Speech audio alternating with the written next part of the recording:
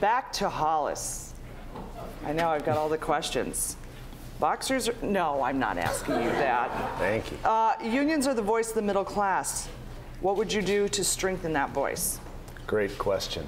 I'm going to give every child in Alaska a powerful education. That's how you strengthen the middle class. And that way, when they get finished with their, it has to be high school plus nowadays, right? High school plus something, vocational education, college, get a good paying job. That's the best thing you can do for anybody. Okay, so the question was that unions are the voice of the middle class. They are. So you mean education and voc ed and getting people towards that as well as universities? I'm pro-union. I've got the endorsement of the Alaska professional firefighters in this campaign, and I'm thrilled about that. You know, the firefighters don't... I love firefighters. You know, how can you not? It's not even a secret. How can you not? And, you know, I'm proud of that. I wish I had the endorsement of the firefighters. Dear firefighters. Do you think that your association with some of the controversy around the Palin administration will help or hurt your chances? You know, I'll fight with people when I think they're right. I mean, I'll stand alongside them and when I think they're right. Fight with them, if you know what I mean. And as soon as I think they're wrong, I'll say, I think you're wrong. I did that with Sarah Palin. I've done that with some of my colleagues in the Senate. I've done that with some of the people in the House. You know, Johnny Ellis said, vote your conscience. I try to do that. How do you feel about coal in Alaska, specifically Chewitna? I'm against it. I think it's difficult to combine a coal mine and a salmon stream, and salmon has to come first. Really? Oh my gosh.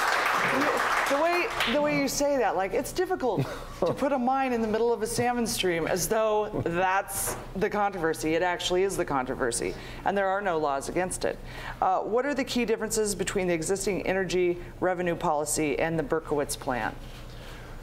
There's many, and I'll try to keep it brief because we could talk for an hour. I studied this for 30 solid days in the fall of 2007. I had a gavel in my hand. I was the chairman of the Judiciary Committee. We did it in open committee when people were watching, taking evidence. We put something good on the books that's sure it works. It pays for the things we need. My friend's plan is untested. I've read all I can about it, and I still have questions. I think many people do. Why change? Can he promise us it'll work as well as ACES does? I don't think so. We have $12 billion in savings.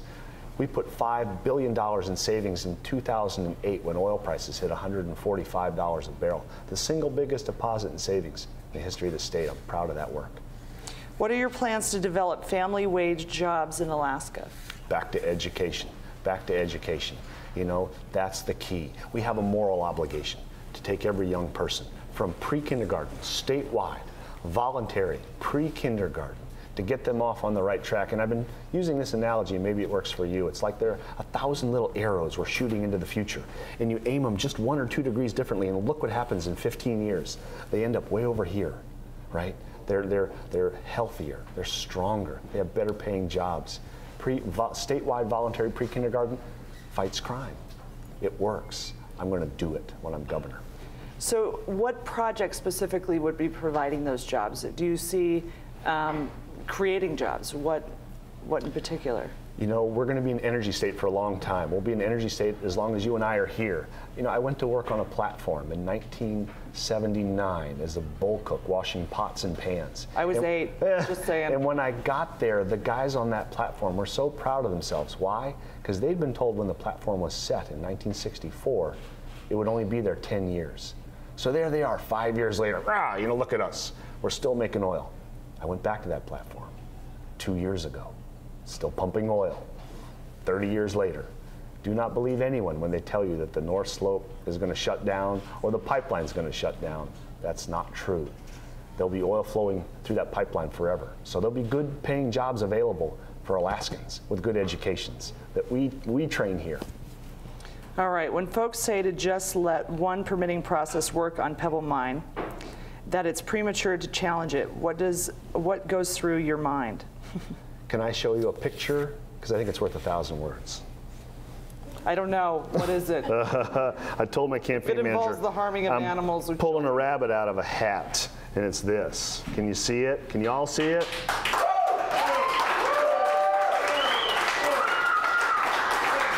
and this is good. It says, let me read it. It says, stop Pebble Mine, food chains, not gold chains. I bought this from a young fisherman in Kodiak who was trying to earn his way back to college, and I was proud to help him.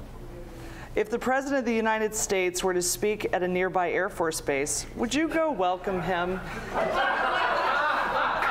Yes. Let me just say, Sean Parnell, you were embarrassing when you snubbed President Obama when he came here.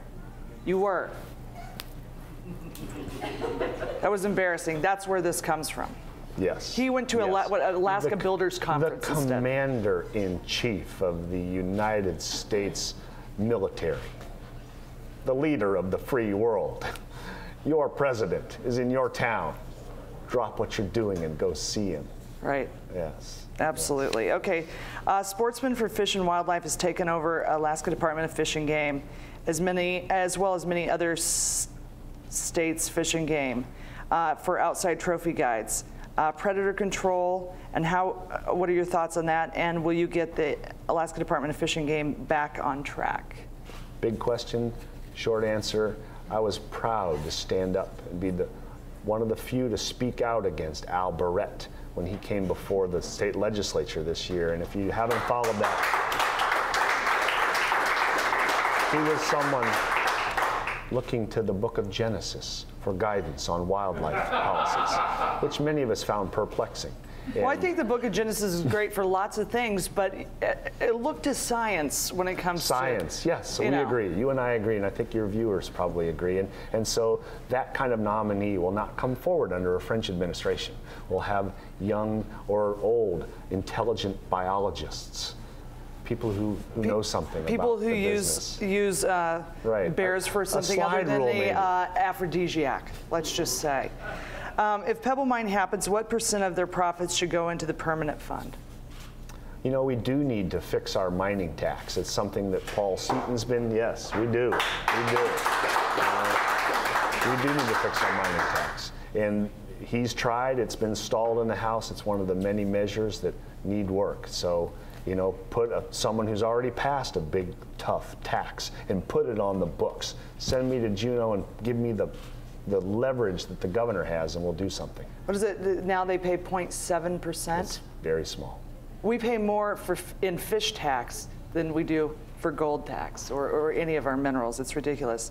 Hollis, question, all Alaska gas line, yes, no? I like it. You like it? Excellent. Are we being gouged at the pump? It feels that way. Why is gas so high? What would you do to lower gas prices?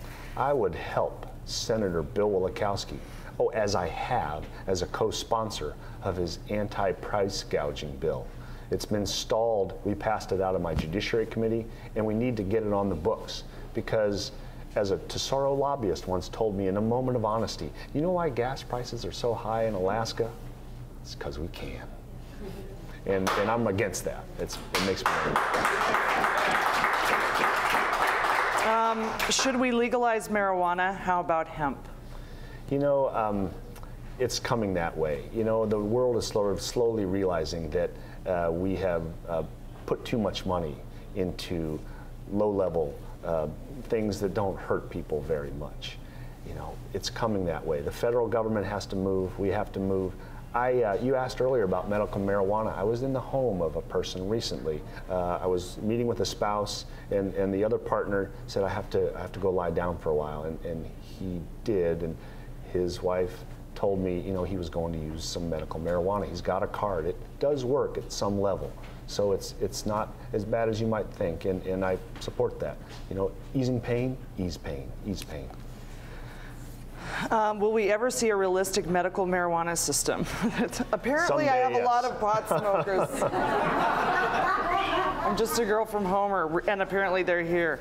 Thoughts on BP's, this is a question we asked Ethan as well. Thoughts on BP's Liberty Island and thoughts on Alaska buying BP's stake?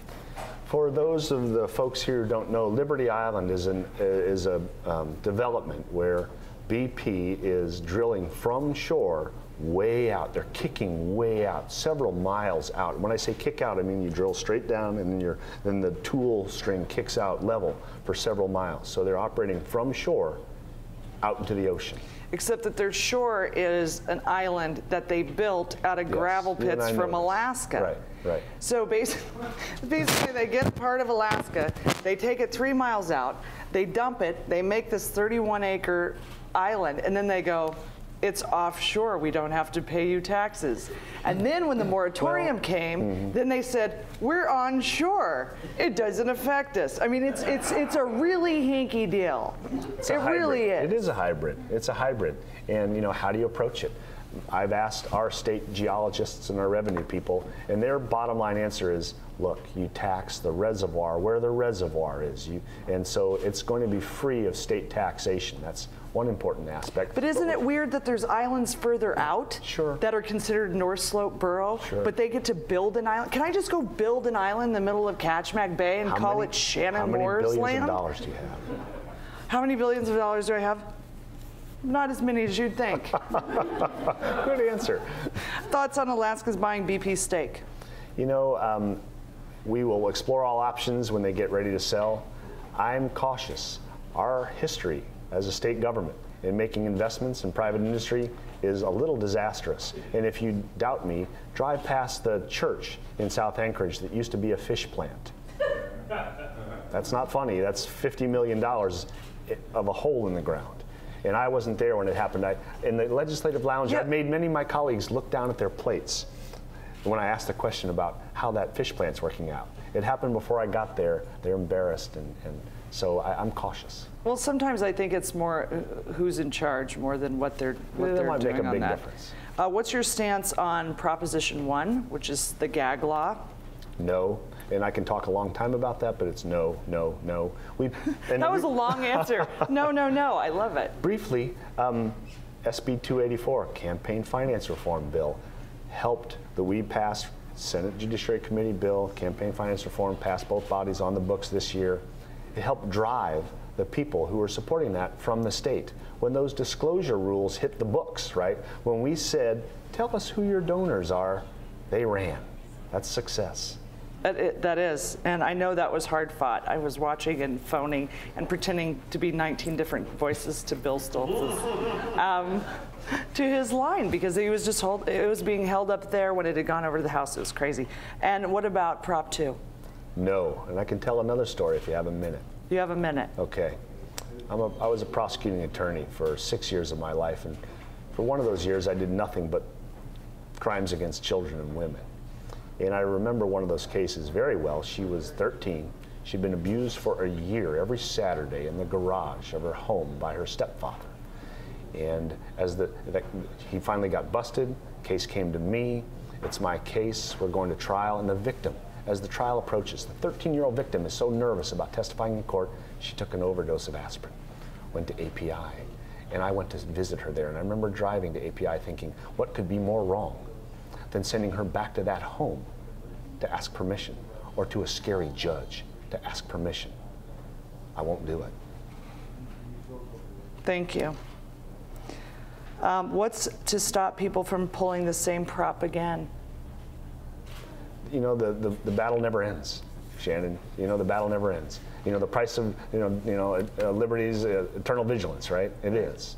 Stand up, fight for what you believe in. Come back tomorrow, fight again. I really look at ballot Prop 2 more than anything as ballot bait, you know, and people do it. How do you feel about capping the permanent fund dividend, say at $1,000, and using any excess money to fund health care? I'm against it. We should pay for health care, but not on the backs of the Alaskans who can least afford to pay for it. That's where a lot of permanent fund dividend checks go. That's right. Absolutely. All right, and I love that the please no wishy-washy political BS on Pebble Mine, and I think we got the There's so much more to say. I know. We're at the end here, and I want to tell you thank you so much for coming in. I think that this has been an interesting race for sure, and I'm looking forward to Tuesday night and seeing what everybody. Your listeners are always well informed. It's a pleasure. All right, thanks so much for coming in. Join us next week on Wednesday the 25th, here for More Up North with Joe McGinnis and Going to Extremes.